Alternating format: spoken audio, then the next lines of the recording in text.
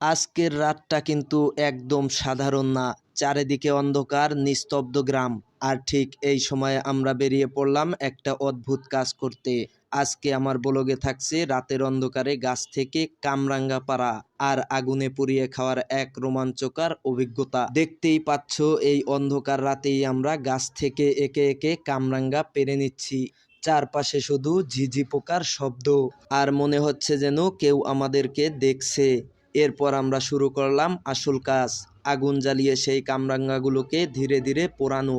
আগুনের তাপে যখন কামরাঙ্গাগুলো কালচে হয়ে ওঠে, ঠিক তখনই আমরা নিয়ে এলাম শুকনা মরিচ। কামরাঙ্গা আর মরিচ দুটো আগুনে পুড়ে আছে, ধোঁয়া উঠছে, আর সেই ধোঁয়ার সাথে যেন শুরু হলো এক অদ্ভুত যুদ্ধ। অনেকক্ষণ আগুনে থাকার পর কামরাঙ্গার গায়ে লালচে দাগ পড়ে গেল। তখন আমরা সেগুলো আগুন থেকে তুলে নিলাম। এরপর শুরু হলো আসল পরীক্ষা। লবণ আর সেই পোড়ামরিচ মিশিয়ে আমরা কামরাঙ্গা খেতে শুরু করলাম। প্রথমে মনে হচ্ছিল ওহ দারুণ স্বাদ, কিন্তু কয়েক সেকেন্ডের মধ্যেই জাল এত বেশি শুরু হয়ে গেল যেন সবার অবস্থা একেবারেই বেহাল। কেউ পানি খুঁজছে, কেউ চিৎকার করছে, আর আমি পারছি না। আর বাকিরা হাসতে হাসতে একেবারেই শেষ। এই ছিল আজকের রাতের আগুনে পোড়া কামরাঙ্গা আর মরিচের ঝাল যুদ্ধ।